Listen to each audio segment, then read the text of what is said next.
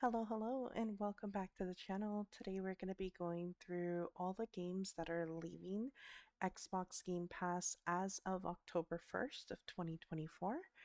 I have went through and played a little bit of each of one of these games and just want to share my opinions on them and to see if they are, in my opinion, worth checking out before they're leaving. Or even if it's not something that was up my alley, it may be something that you yourself are interested in taking a look at before it leaves.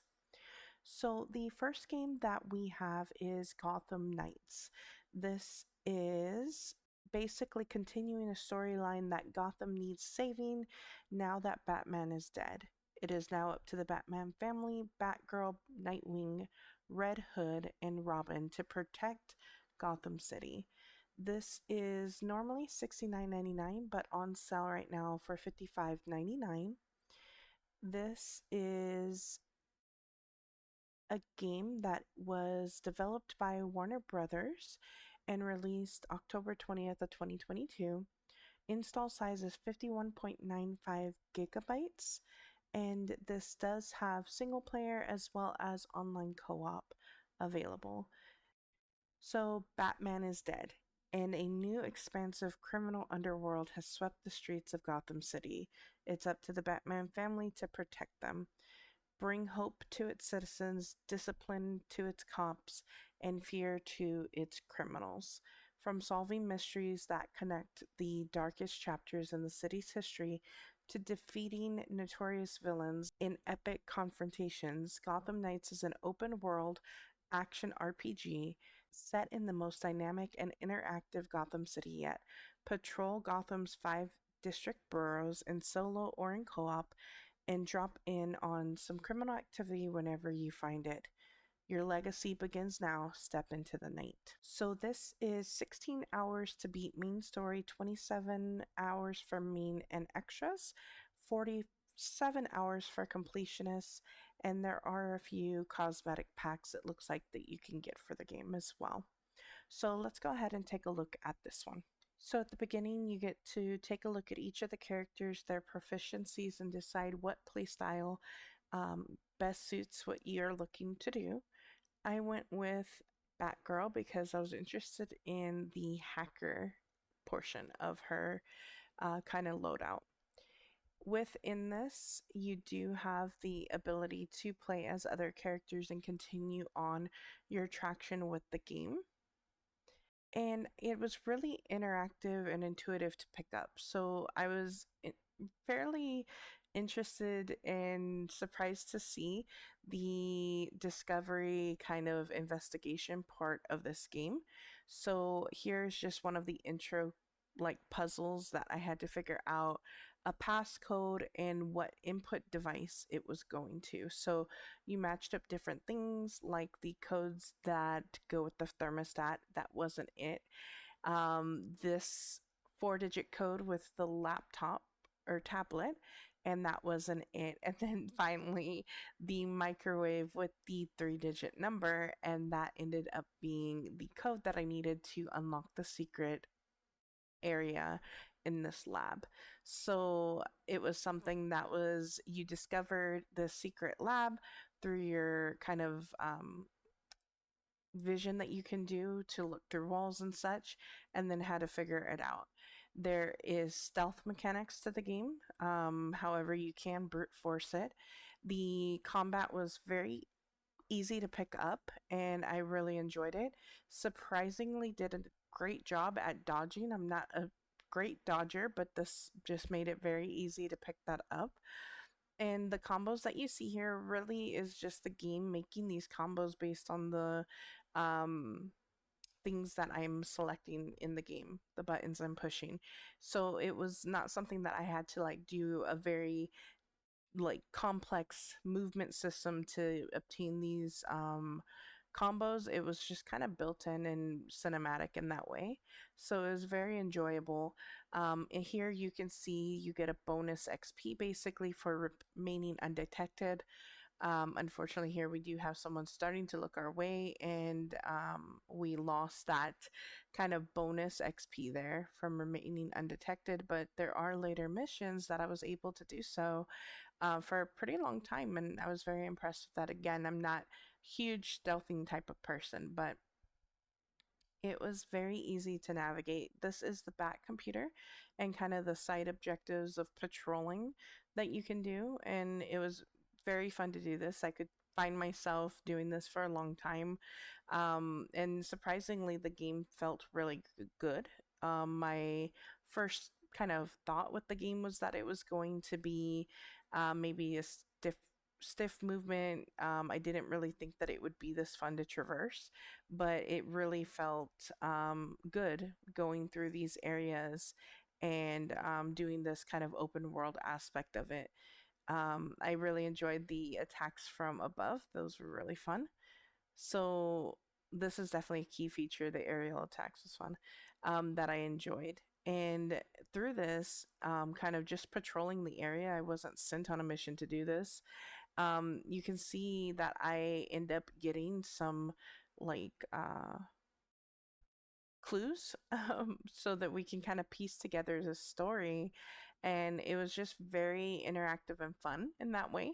So after I got through beating these criminals, I did get some clues that Alfred helped me piece together for the next stage in my mission to the story. So it was really fun and surprisingly had a really good time with it. And the level up as well allows you to spec into certain skills. So that was definitely fun to get the hang of that as well. So if you haven't tried Gotham Knights, it's definitely one that I would recommend. As somebody that loves superhero things, DC Comics, I grew up on them. I was pleasantly surprised that I liked this one as much as I did. And next up, we have Let's Build a Zoo. It says it's time to build a zoo. Let out your wild side and create your own animal empire with this cute, expansive management sim. Import and breed rare creatures, hire the right staff, keep your visitors happy, and deal with plenty of weird and wonderful events. Then try your hand at DNA splicing and stitch together over 30,000, no, sorry, 300,000 different types of animal, ranging from the majestic giraffant to the peaceful pandow. So this one is typically $19.99, but on sale for $15.99. There are different DLC packs to add: Dinosaur Island, Aquarium Odyssey Bundle, and the Ultimate Bundle, which apparently includes both of those. This is by Spring Loaded. It released September 28th, 2022, and has an install size of 228.18 megabytes. So definitely on the smaller side. This you can build as your own zoo with over 500 different animals at your disposal, then splice together many more combinations. And with this, it was definitely a fun game to play. It actually states it takes about 41 hours to complete, 45 hours for the main and extras, and 80 for completionists. And outside of the DLCs, there doesn't appear to be any other add ons for this game. This is a single player game as well. So let's take a look at it. So you start out with this plot here, and it's very easy to navigate the controls of this. It was very informative in a concise but also helpful way so that you could get your zoo up and running pretty quickly. I will say that I didn't pay much attention to the tasks and probably should have. Apparently, there is a grading system in the game as well, so you get inspected, which is fun, and graded, and it gives you things that you need to work on. So I wasn't really understanding the enclosures, the different types for different animals, And I didn't build the food stall like for the animals at the beginning of the game. So they were going hungry, unfortunately, for a while. So definitely something to be considerate of when you're going through this is to keep an eye on your tasks because sometimes they are very important that you do them. So here I'm learning how to build an enclosure. You basically just have to connect those links together to link together the cage and then put a little gate on there. And then you can go to the world map to find different animals. And their habitat does matter, it does help with their well being and their happiness. So I placed these in a just concrete when I should have had a grassy area. But don't worry, if you do select the wrong one like I did, you can change the type by clicking on it and clicking edit enclosure and then changing the enclosure type, and it automatically will switch that for you. You receive your animals through the helipad deliveries. Some of them are instantaneous like this, and some of them take a little while. You can build different enclosures and put in water, which is highly recommended because they are thirsty. You can put in some decorations. I have a tree, some grass, a little bit of rocks. You also have a research center where you can put your XP basically and open up different things that you will have access to building and using. So that slushy shop is really cool. We got some benches, some more enclosures, some things to have the animals enrich them, playing with balls and trampolines. And this is where you can kind of expand your overall offerings at your zoo. And I didn't think that I would like this as much as I did, but I spent quite a while building up my little zoo. And as you see, my first little welfare report, it tells you the things to work on, and you can get bonuses as well. So I went ahead and immediately went to build the storeroom so that my animals weren't going without food, which is very important. And I didn't understand still how or what they were talking about in regards to the zoo type. If I would have paid more attention at the beginning, I would have noticed when I got these animals from the World Zoo that it tells you what habitat they like, and I would have done it at that time. Additionally, you can click on the animal and learn more about them and their temperament, how they're doing.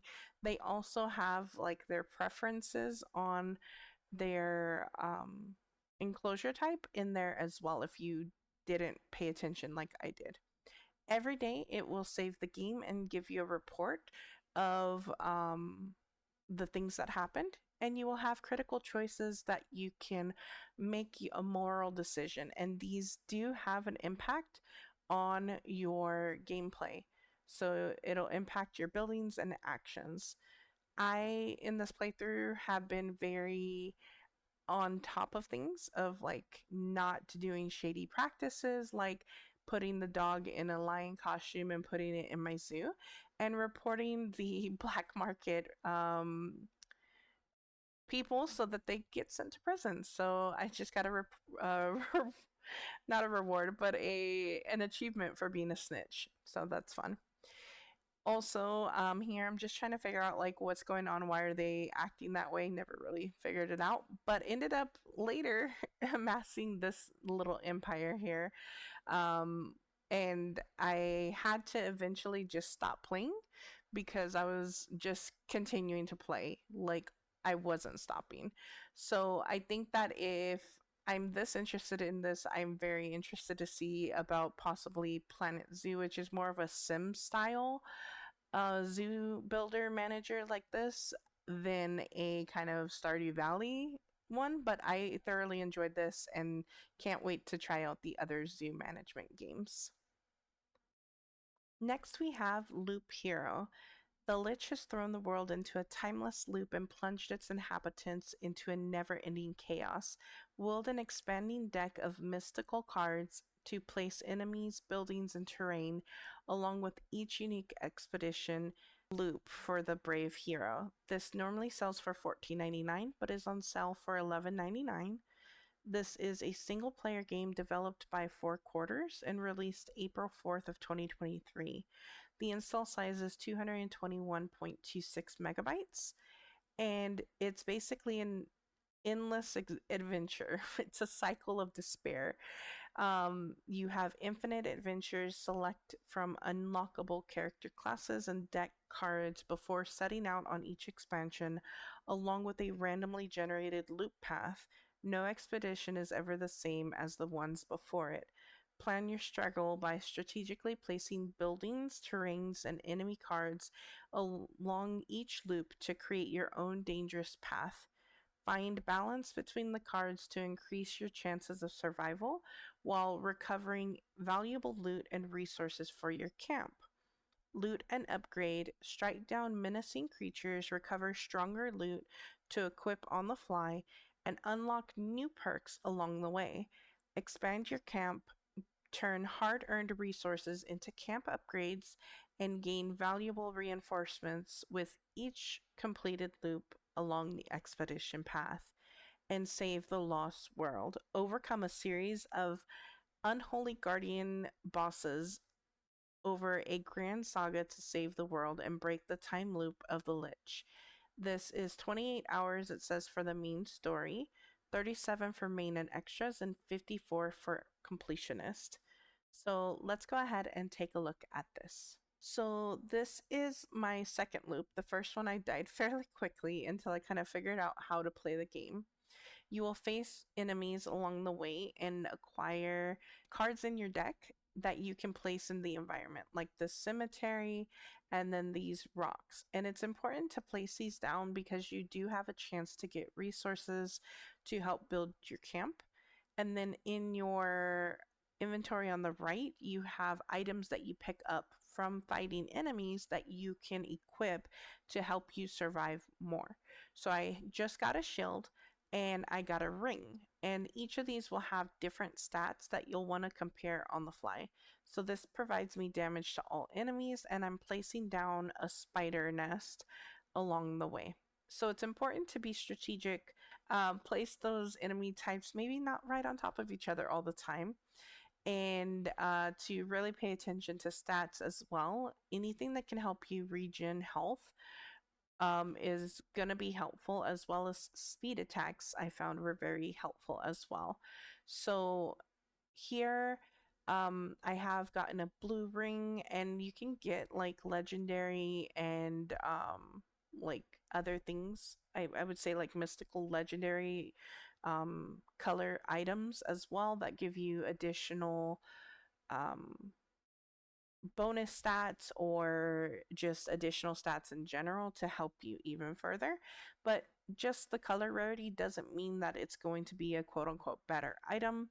I have noticed that from the bosses and vampires tend to drop better loot. So this was my first vampire experience, and when he dropped something, it looked like a mystic or mythic item, and I was able to equip a, I believe, sword that gave me some additional stats that helped me out for a while.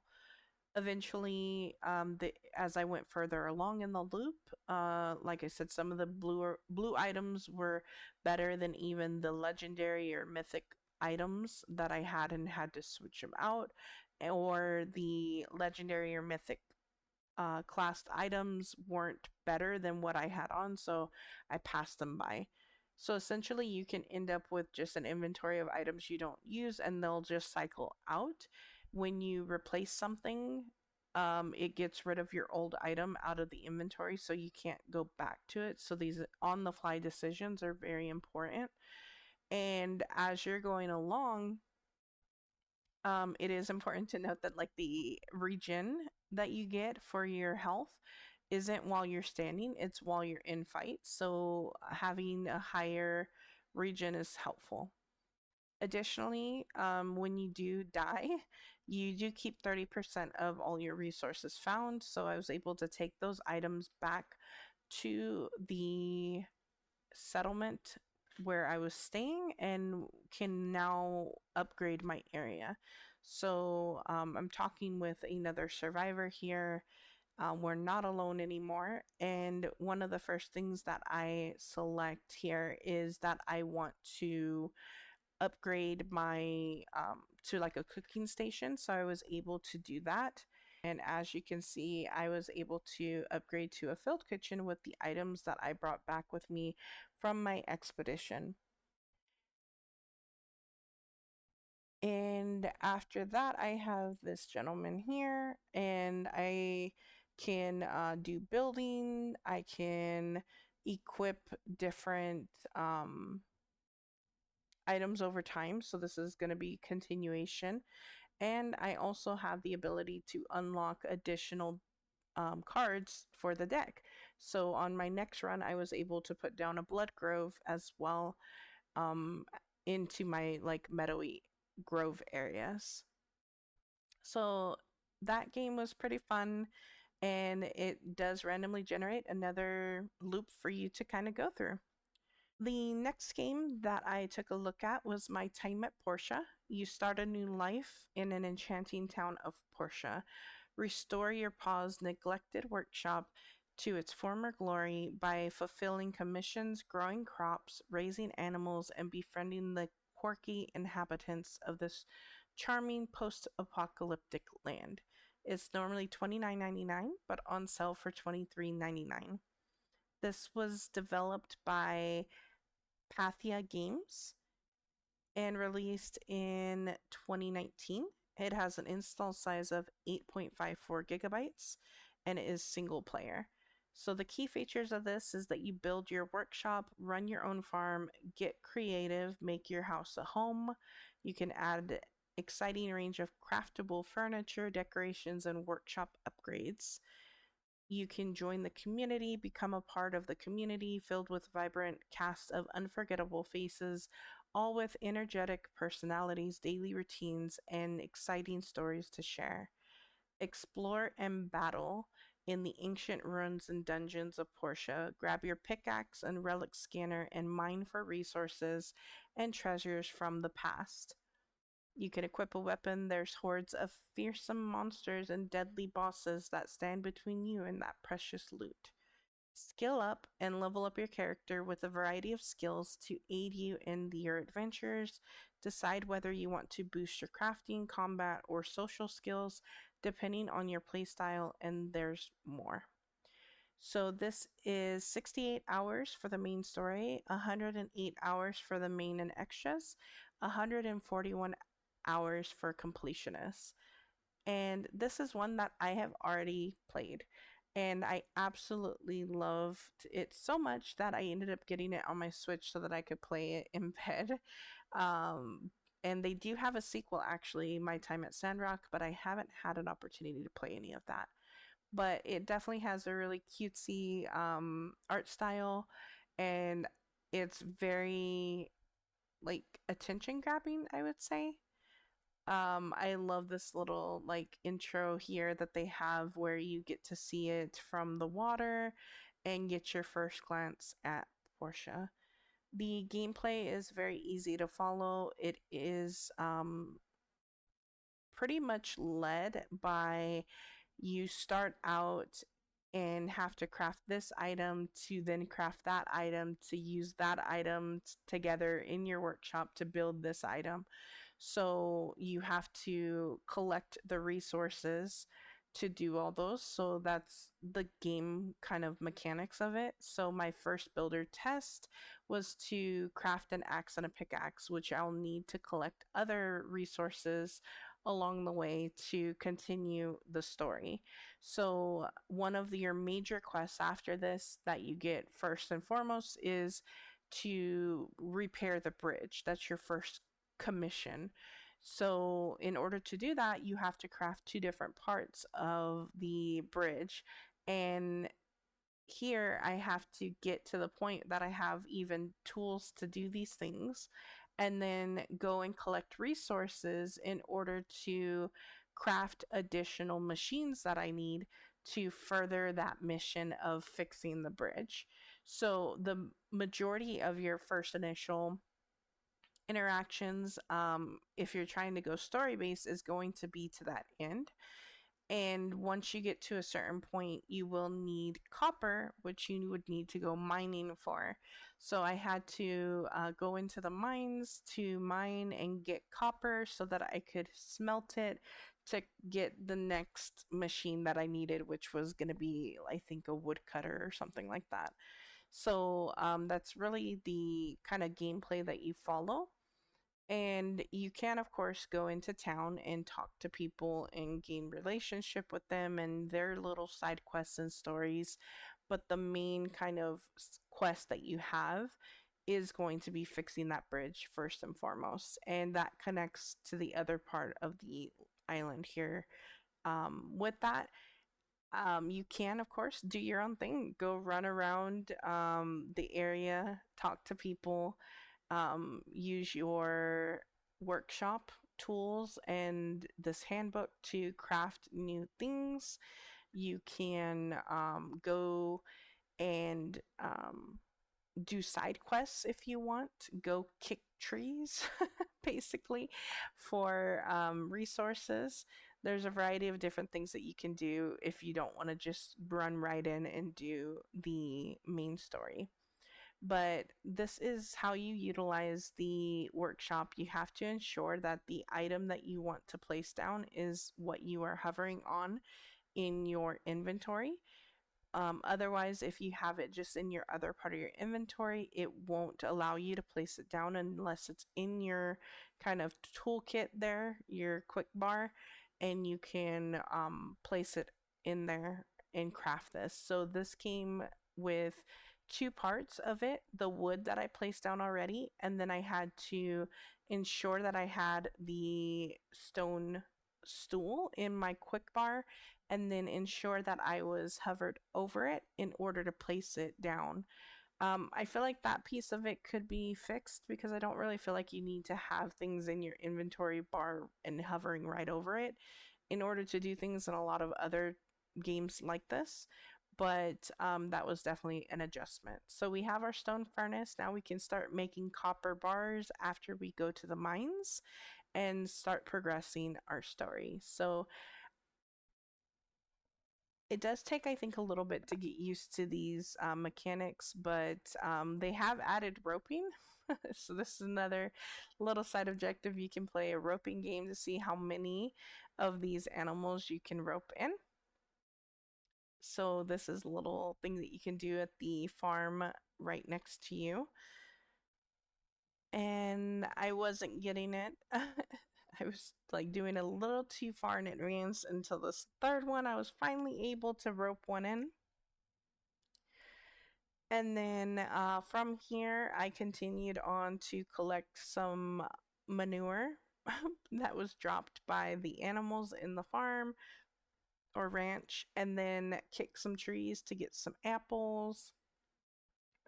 Not only do you get apples, other fruit, little cocoons, honey from kicking trees, you also get a lot of XP, and you can level up your XP for for kicking trees. Let's see. Next from here, we went ahead and went into the mines. So you can use your reticle to position where you want to dig. You can use it to find the little areas. Those little dots are going to be like artifacts that you can collect. So this is a pretty enjoyable mining experience, and it is important not to do what I did and go into the mines with a full inventory because you can't pick up any artifacts and things that way. Additionally, you want to make sure that you do this at the start of the day before you've used up like a lot of your um, stamina for the day. You can also bring some food in to help boost back up that stamina bar. Um, Otherwise, it doesn't naturally just like increase on its own. So here I'm figuring out, oh, I don't have room in my inventory and I'm now going to start eating things when I could have left this back at my farm at the workshop. But even after collecting a few pieces of things, I am now full again. So I needed to eat even more of the food that I didn't need at the time in order to clear out some of my inventory. So definitely something to be mindful of, especially at the beginning of the game when you don't have many slots in your inventory to go mining and collecting random items. So that is definitely something to keep in mind. When we got back from the mines, we were able to go in here and fuel up our stone furnace with some wood and craft some copper bars. And from here, we're going to just go ahead and go to sleep. It's already dark, and the items needed to smelt anyway, so I went ahead and came in here and went to bed. The next morning, I had enough of the copper bars that had smelted overnight that I was able to grab them and use them for my crafting that I needed. So you can gather these, and then I was able to put it on to the item I was crafting and grab my grinder that I needed to make. They're basically like saw piece that I need for the woodcutter that I am going to be crafting next so that I can start making boards to start repairing the bridge. But I got tired of waiting for these resources to be done, so I went ahead and ended this kind of playthrough area. But this is one that I highly recommend. It is one that I played on Game Pass over a year ago and decided that I liked it so much that I bought it on the Switch. So I would definitely recommend this if you have not played it already. It's a pretty great, cozy game. Okay, so the next one we have is Paw Patrol Grand Prix. This says no track is too big, no racer too small. It is normally $29.99 on sale for $23.99. This is single player with Xbox local multiplayer for 2 to 4 players. This is developed by 3D Clouds, released September of 2022 with a 4.98 gigabyte install size. So this says it takes an hour to beat the main story, 3 hours for main and extra, and 17 hours for completionist. So I never thought that I would play this type of game, but I did. And it was surprisingly had instant race capabilities as well as a storyline. Um, it definitely is meant for children. So if you have young children that are a fan of Paw Patrol, this may be a game they are interested in. It does have autopilot available, so even if they are smaller and don't understand how to play video games yet, this may be a great first game for them to play or one of the first games to play. Essentially, you go around the track. If you collect these little power ups, you can have different things that you can do, whether it be to like be speedier, throw a pie at people, um, etc. Additionally, they do have the little dog bones that if you collect those, if you get a full bar, you can go fast and you can pie yourself. So be careful of that. It is, like I said, autopilot here gives you the ability to either not touch the controller at all, and basically it will keep the car going on its own, as well as making it to where you don't even have to move the controller so they can pretend like they're playing essentially. Additionally, while you are in autopilot, you can move around and it'll still progress forward as you're moving the Joy-Con. Or you can go autopilot off like that last clip and just control it yourself. with autopilot off, you do have to control your speed. So you have to make sure that you're pressing that input. Otherwise, the car will stop. Whereas with autopilot, it will continue to go forward. It won't go toward the other side objectives to pick up bones or any of the little power ups. So it'll just continue going forward. So a mix of it is, if you don't want to keep pressing to go forward, you can just allow it to autopilot, but then you move the Joy-Con. So whichever way you choose to play, it is something that you can do. The storyline mode does go through a storyline, but it does read out for you, so you don't have to worry about reading things on the screen to the child when they're playing it. You can also switch out your character during the that mode as well, and keep your progress. And when you exit out of the game and go back in, you can continue the story mode as well. So definitely something to consider if you have a kid that would be interested potentially. Next, we have Phoenix Wright Ace Attorney Trilogy. So this is 3 games in one. Become Phoenix Wright and experience the thrill of battle as you fight to save your innocent clients in a court of law. Play all 14 episodes spanning the first 3 games in one gorgeous collection. Normally $29.99, but on sale for $9.89 right now. This is by Capcom and was released in 2019 and has a 2.32 gigabyte install size. This is single player. The classic courtroom adventure series that has sold over 6.7 million copies worldwide is finally here. Become Phoenix Wright and experience the thrill of battle as you fight to save innocent clients in the court of law. Solve the intriguing mysteries behind each case and witness the final truth for yourself. It says 60 hours for main story, 68 for the main and extras, and 72 hours for completionist. This game, you are going through and playing as an attorney. So the first episode will have you basically see the whole thing that happened. You'll see who done it, what happened, and it gives you kind of some like intro to the story. The next segment shows you in the courtroom meeting your client and having a brief interaction with them, and then you're into the courtroom experience. So we're in court and have to first, in this first episode, prove that we're worthy, which is aka the tutorial for seeing if we are too green to do the job.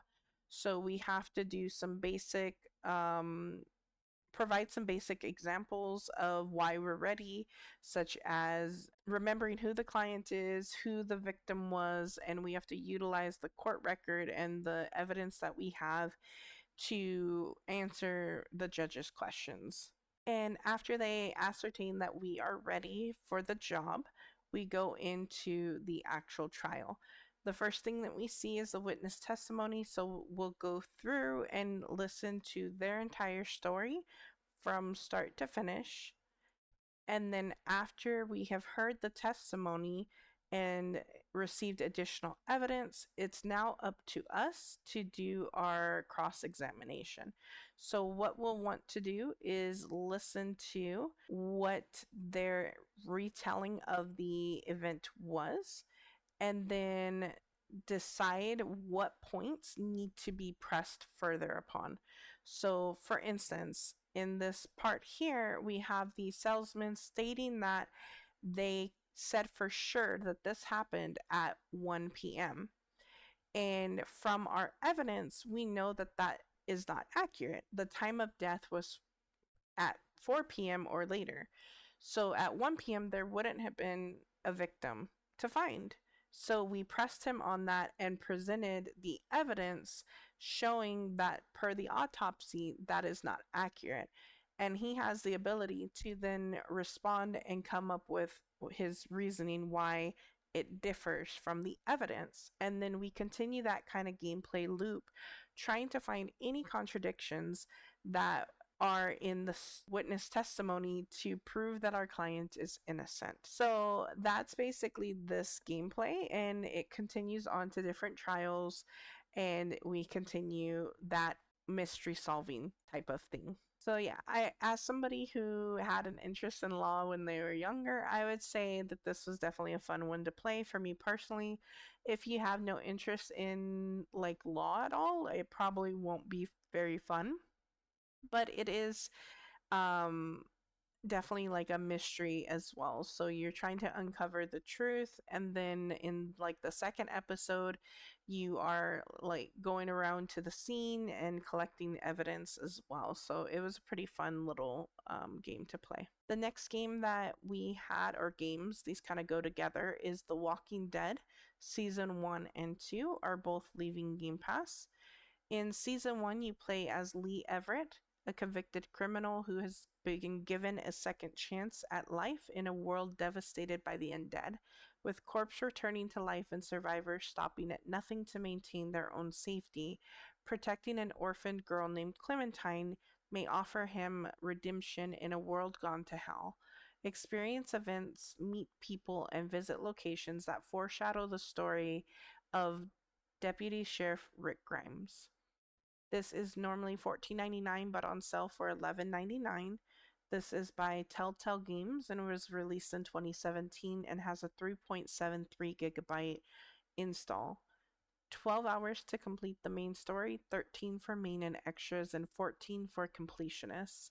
So this game is in a very like sketchy, like sketched look, and the graphics carry on to the second episode, but the second episode, as you'll see a little snippet of it later, the graphics seem to be more bold, like the sketching is more bold, and it does look more polished, I would say, which I would expect from a second installment. And it is a choice based game as well. So you have dialogue, which they're actually talking, so it's voice acted, and then you have choices and a limited time frame to select your choice, which has a bearing on the actual gameplay. So very like Until Dawn esque with that type of selection choice.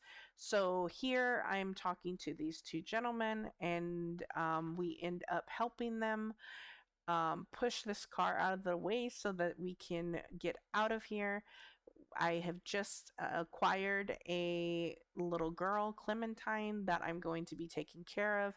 And as you see there, it says, Sean noticed what you said. Every choice that you make impacts the storyline, and we choose to help them push the car out of the way and go back to their farm, which personally I probably wouldn't have just because in these type of horror thriller type of things, I wouldn't trust some strangers that I just met. But this is the beginning of this whole um zombie apocalypse situation, so maybe people were a little bit more trusting, but definitely probably wouldn't just be getting in people's trucks and driving off.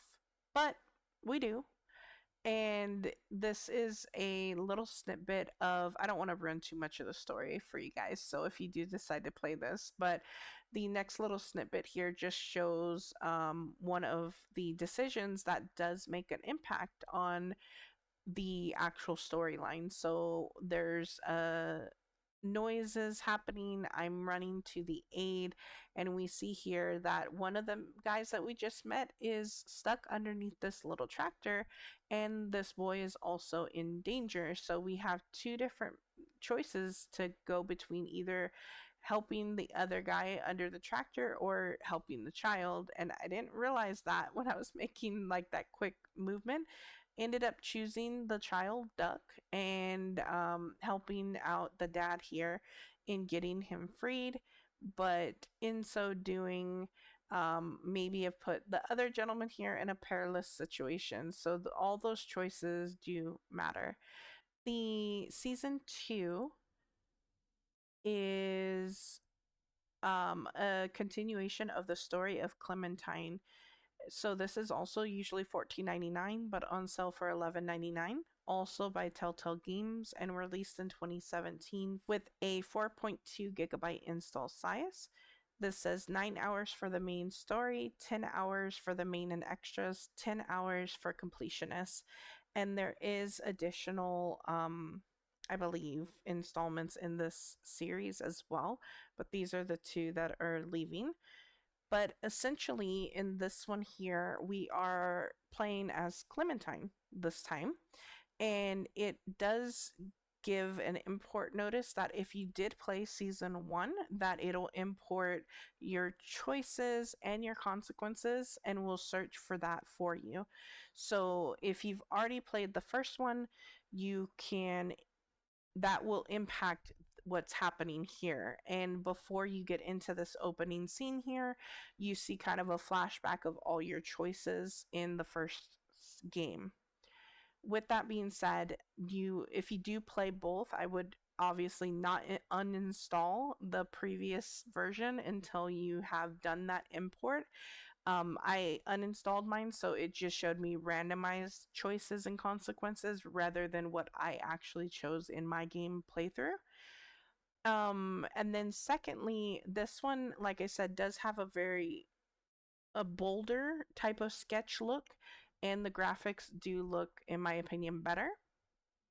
Additionally, it does have that same art style with a bolder kind of touch, but the UI for the selections is different than the previous game. Previously, it just had the three options listed. This one had little boxes. Again, it is time based, so you only have a little bit of time to make your selection. Otherwise, it makes no selection. And sometimes, silence may be a good option, but in other things, it's important that you respond to these characters and make those choices. So I don't want to show too much of this off, again, story's sake, but just wanted to show the differences between the UI of the choices as well as the art style, how it was similar but different.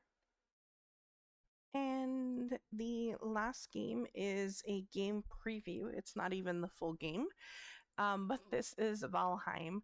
It states that this is a game that's work in progress. It may or may not change over time or release as a final product. Purchase only if you're comfortable with the current state of the unfinished game. A brutal exploration and survival game for 1 to 10 players set in a procedurally I can't even say that. Generated purgatory, inspired by Viking culture, battle, build, and conquer your way to a saga worthy of Odin's patronage. This is normally $19.99, but on sale for $15.99.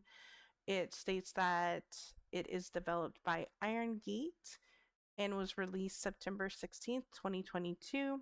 Install size of 4.16. And like it stated, this is either single player or online co-op 2 to 10 players or online multiplayer 2 to 10 players, and it is cross platform multiplayer and co-op as well. And so basically you're exploring the 10th world, a world shrouded by mystery. Discover distinct environments with unique enemies to battle, resource to gather, and secrets to uncover. Be a Viking, sail the open seas in search of lands unknown, and fight bloodthirsty monsters. Build mighty halls, raise Viking longhouses, and build bases that offer reprieve from the dangers outside or ahead. Customize buildings both inside and out with detailed building system. Progress through building tiers to upgrade, expand, and defend your base. Gather and craft and survive. And with this, I feel like this is definitely going to be a game that is better suited for like playing together with your friends. I didn't really get into it much, unfortunately, even though I am a big fan of survivalist type of games. The graphics were just not personally there for me. It's not something that I enjoyed. I think that if I had, friends that I was building this and committing time to it, that it would be different. But personally, I just couldn't get into it. And this graphic that they're showing here, like the gameplay doesn't really feel like that. Hold on.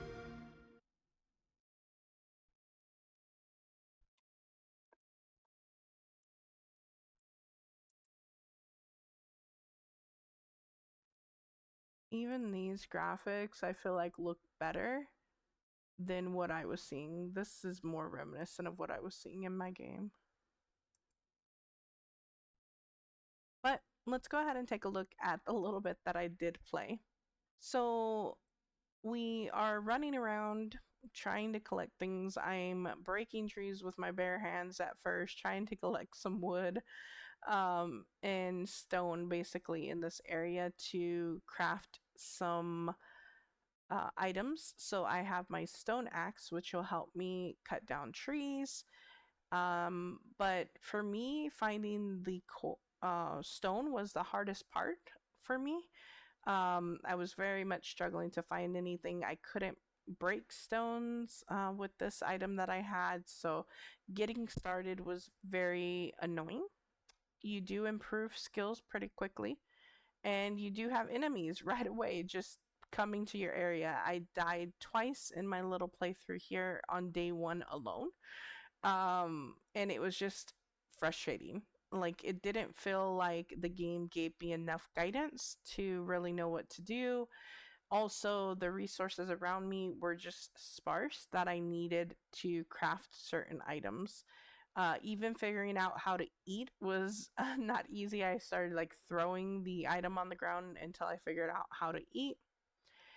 And finally, I did find enough stone to continue crafting additional recipes. So I was able to craft a hammer, which is needed to create a workshop bench. I also crafted a club for a weapon. So it took me a while to figure out how to craft the workbench that they wanted me to craft. I had to hold the hammer and then end up crafting from there.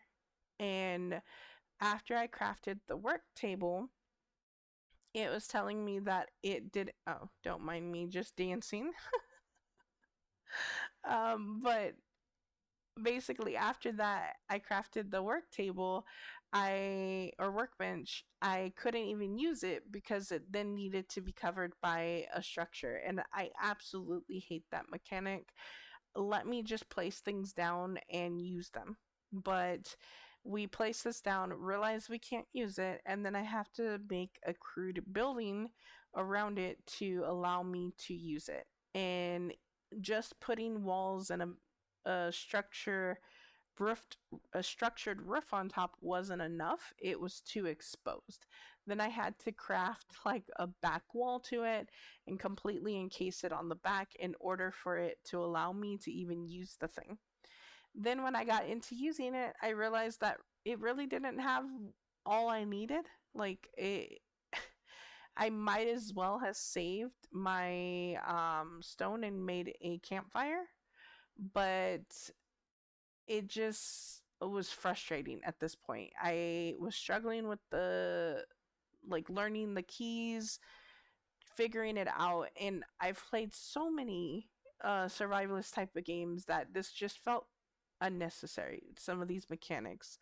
Again, this is something that is, I believe, still in early access, so things are going to change, but I just am not going to invest money into buying something like this, and maybe they'll change, you know what I mean?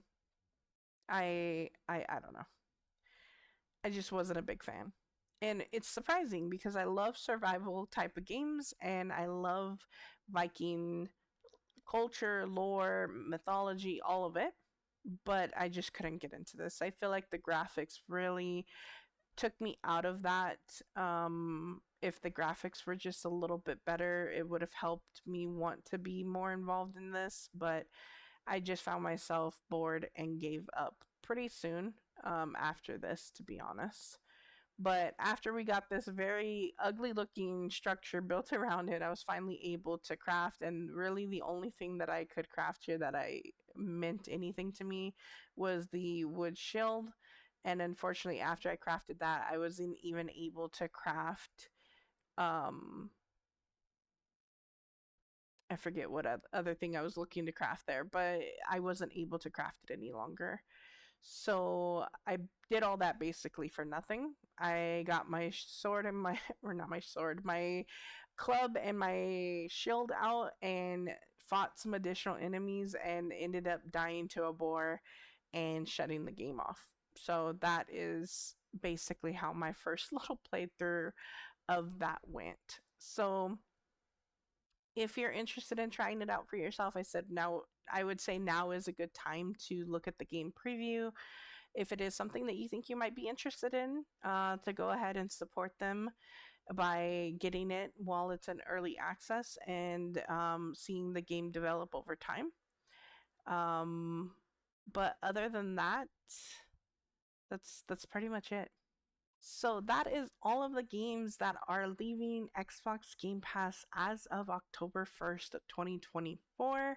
I hope that this was enjoyable to watch, or that you saw a game that you might be interested in, or at least give you an opportunity to look at these before they leave. All right. Well, thank you guys so much for watching the video, and I will see you next time. Bye.